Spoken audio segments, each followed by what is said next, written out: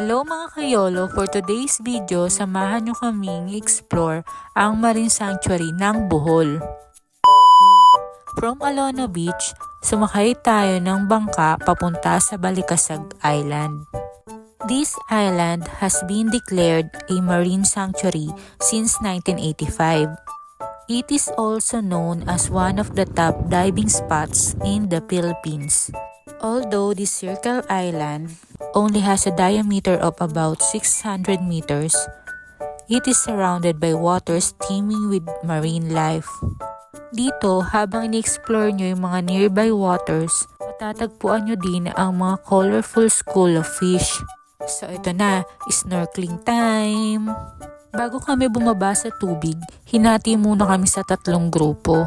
Bawat grupo ay may kanya-kanyang divers na siyang mag-guide sa amin for water safety. So ito na nga mga kayolo, meet Nemo. Si Nemo ay isang clownfish, a marine fish belonging to the family of Homocentриdae.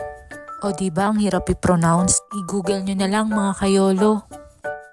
Pasintabi pulit sa mga kumakain.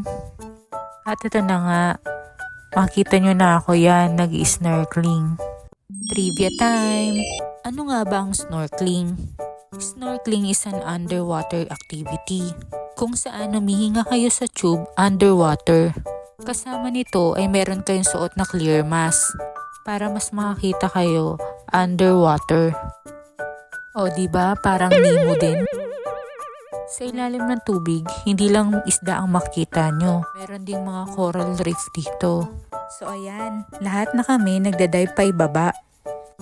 Habang si Kuya Diver naman nagbe-video sa amin. Sa activity na ito ay bibigyan kayo ng oras para mas ma-enjoy nyo ang ilalim ng dagat.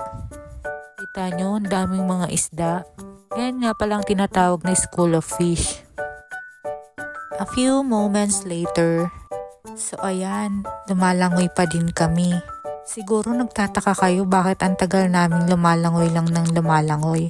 Sa totoo kasi niyan mga kayolo, may inaantay kami. Yung inaantay namin ay isa sa mga bucket list ko.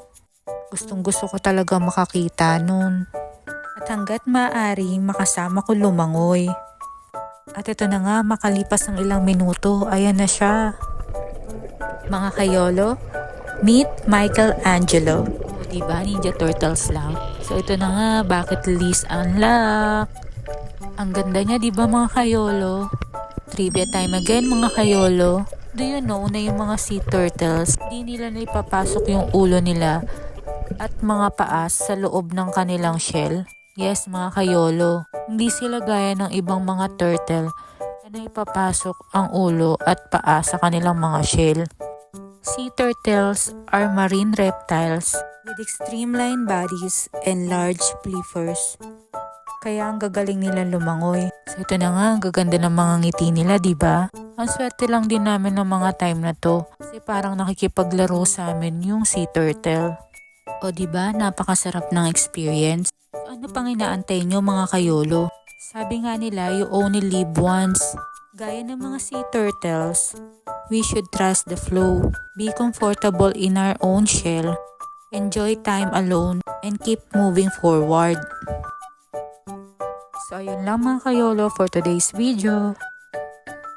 And don't forget to subscribe, like, and hit the notification bell for my YouTube channel. Thanks for watching. See ya!